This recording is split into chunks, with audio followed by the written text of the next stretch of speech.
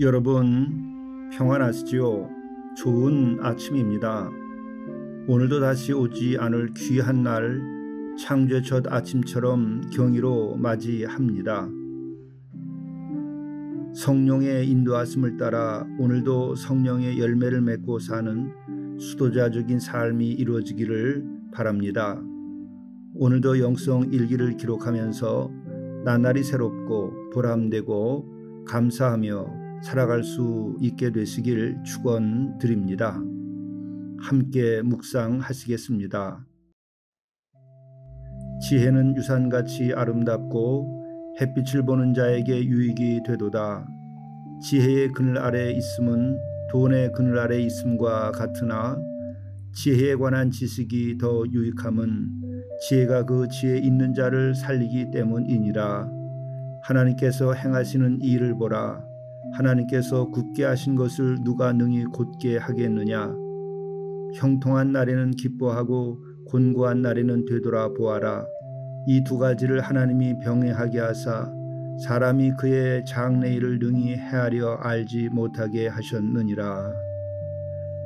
태초부터 있는 생명의 말씀이신 주님, 그 어떤 유산보다 귀한 말씀으로 지혜를 주시옵소서.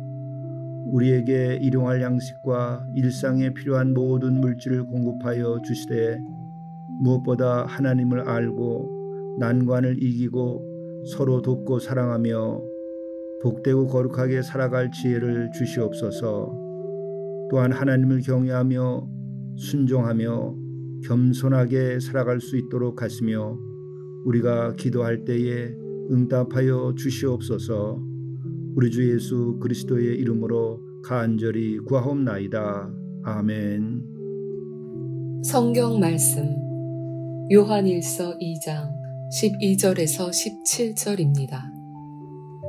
자녀들아, 내가 너희에게 쓰는 것은 너희 죄가 그의 이름으로 말미암아 사함을 받았으며, 아비들아, 내가 너희에게 쓰는 것은 너희가 태초부터 계신 이를 알았으며, 청년들아, 내가 너희에게 쓰는 것은 너희가 악한 자를 이기었음이라. 아이들아, 내가 너희에게 쓴 것은 너희가 아버지를 알았으며, 아비들아, 내가 너희에게 쓴 것은 너희가 태초부터 계신 이를 알았으며, 청년들아, 내가 너희에게 쓴 것은 너희가 강하고 하나님의 말씀이 너희 안에 거하시며 너희가 흉악한 자를 이기었음이라. 이 세상이나 세상에 있는 것들을 사랑하지 말라. 누구든지 세상을 사랑하면 아버지의 사랑이 그 안에 있지 아니하니, 이는 세상에 있는 모든 것이 육신의 정욕과 안목의 정욕과 이생의 자랑이니 다 아버지께로부터 온 것이 아니요 세상으로부터 온 것이라. 이 세상도 그 정욕도 지나가되 오직 아버지의 뜻을 행하는 자는 영원히 거하느니라.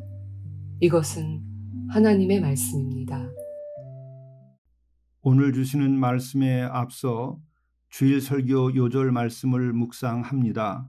꼭 외우시고 마음에 새겨서 여러분의 삶에 힘이 되고 등불이 되고 능력이 될 수 있기를 간절히 바랍니다.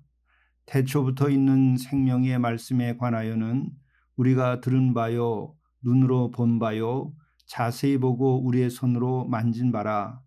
요한 1서 1장 1절의 말씀입니다. 태초부터 있는 생명의 말씀이란 곧 예수 그리스도께 대한 다른 표현입니다. 예수 그리스도께서는 태초부터 있는 생명의 말씀입니다. 오늘 영성 일기를 통해서 우리에게 주시는 하나님의 말씀, 진리의 말씀은 요한일서 2장 12절부터 17절의 말씀입니다. 이 말씀은 성도들을 참으로 사랑하는 사랑의 사도 요한 사도께서 성도의 각 세대를 향해서 전하는 권면의 말씀입니다. 은혜와 진리를 얻은 이들이 세상으로 돌아가 각기 받은 은혜와 진리를 잃어버릴까 심히 염려하여서 전하는 권면의 말씀입니다. 우선 자녀들에게 말합니다. 내가 너에게 쓰는 것은 너희의 죄가 그의 이름으로 말미암아 사함을 받았기 때문이다. 예수 그리스도를 통해서 죄가 사함받은 것이 그 얼마나 큰 보화입니까? 세상의 그 어떤 보화로도 바꿀 수 없는 것입니다. 그러기에 절대로 이를 잃어서는 안 된다고 하는 권면의 말씀인 것이죠. 이어서 아버지들에게 말합니다. 태초로부터 계신 분을 알게 되었는데 이게 얼마나 놀라운 일인가. 그런데 이것을 잃으면 결코 안 된다고 하는 것이죠. 천지 만물이 창조되기 전부터 계신 창조주 하나님을 알게 된 것보다 정말 우리들의 삶에서 더 위대하고 영광스러운 일이 어디 있겠습니까? 이것을 잃는 것은 모든 것을 잃는 것이 되는 것이죠. 그러니까 결코 이것을 잃어서는 안 된다는 것입니다. 이어서 청년들에게 말합니다. 내가 너에게 쓰는 것은 너희가 악한 자를 이겼기 때문이다. 또한 부연해서 이렇게 14절에 반복해서 말씀합니다. 너희가 강하고 하나님의 말씀이 너희 안에 거하시며 너희가 흉악한 자를 이겼기에 쓴다는 것이죠. 이토록 청년들이 대견하게 악한 자를 이겼는데 이 일이 수포로 돌아가면 얼마나 이것이 안타까운 일이겠는가. 결코 수포로 돌아가지 않게 해야 한다는 권면의 말씀을 하고 있는 것입니다. 사랑의 사도 요한은 왜 이와 같은 염려를 하는 것이겠습니까? 어떤 것이 이들을 유혹하고 이들을 무너뜨리기에 이렇게 염려하는 것이겠습니까? 그것은 이와 같은 것입니다. 성도들이 은혜와 진리, 구원과 생명을 예수 그리스도를 통해서 얻었습니다. 믿음을 통해서 이들은 참으로 새로운 삶을 살게 된 것이고 하나님의 자녀로 살게 된 것이죠. 그런데 세상 속에서 일상생활을 하다 보면 세상에 물들어 가는 것이 현실이었기에 이 같은 권면의 말씀을 하는 것입니다. 15절의 말씀입니다.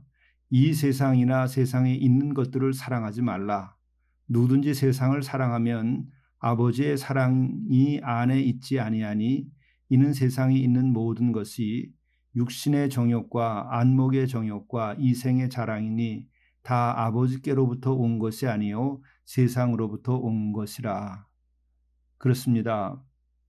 구원함을 받고 하나님의 자녀가 되고 영생과 천국을 얻고 누리는 이라 할지라도 육신의 정욕, 안목의 정욕, 이생의 자랑에 빠지게 되면 결국은 그 모든 은혜의 산물들이 다 사라지게 되는 것이죠.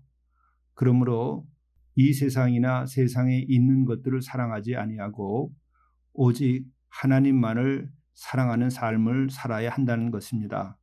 그렇게 될 때에 우리는 이 세상에서 가장 지혜롭고 가장 행복하고 가장 거룩한 삶을 살아갈 수 있게 되는 것입니다. 우리는 세상의 그 어떤 보화보다 참으로 큰 보화, 세상 것으로 얻을 수 없는 보화, 은혜와 진리, 구원과 영생, 하나님 나라를 얻은 사람들입니다. 우리는 절대 우리가 이것을 잃어서는 아니 되겠습니다. 17절의 말씀입니다. 이 세상도 정욕도 지나가되 오직 하나님의 뜻을 행하는 자는 영원히 거하느니라. 아멘. 세상 모든 것은 지나가 버리고 맙니다. 사라져 버릴 것입니다. 우리는 오직 하나님의 뜻을 따라 주님의 몸된 교회 공동체의 지체가 되고 예배하고 찬양하고 기도함으로 영원한 생명의 길로 나가야 합니다. 우리가 영성 일기를 쓰는 까닭도 이러한 삶을 위한 것입니다. 세상을 사랑하지 않고 영원하신 하나님을 사랑함으로 영원한 곳으로 우리가 발길을 옮겨가야 하기에 이와 같은 생활을 하는 것이죠. 함께 기도하시겠습니다. 태초로부터 있는 생명의 말씀이신 주님, 하나님의 사랑이 곧 진리요 생명이요 우리를 구원케 하는 것임을 우리가 알고 그 하나님 아버지의 사랑 안에 거하여서 우리들의 삶이 사랑으로 충만케 되게 되도록 도와주옵소서. 그리하여 우리 안에 진리와 능력이 충만하게 되도록 인도하여 주옵소서. 하늘 아버지의 사랑이 우리와 함께해서 우리들의 삶이 영원한 것이 되도록 인도하여 주시옵소서. 세상 것을 사랑하지 아니할 수 있는 능력을 가지도록 오늘도 우리를 더욱 사랑하여 주시고 은총을 내려 주시옵소서. 또한 여러 중독으로 고통받는 젊은이들과 어려운 이웃들을 치유하는 빛이 임하는 집을 건립하도록 도와주옵소서. 우크라이나에서 전쟁이 그치고 모든 권력의 우상들이 사라지게 하여 주시옵소서. 이 모든 말씀을 우리 주 예수 그리스도의 이름으로 간절히 기도드리옵나이다. 아멘.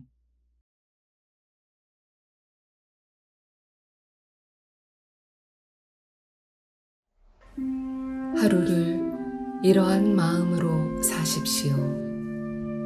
영혼은 주와 함께 지금 여기를 사는 영적 충만에서 시작됩니다. 범사에 감사하며 기쁨 충만한 가운데 기도하며 매 순간 최선을 다하십시오.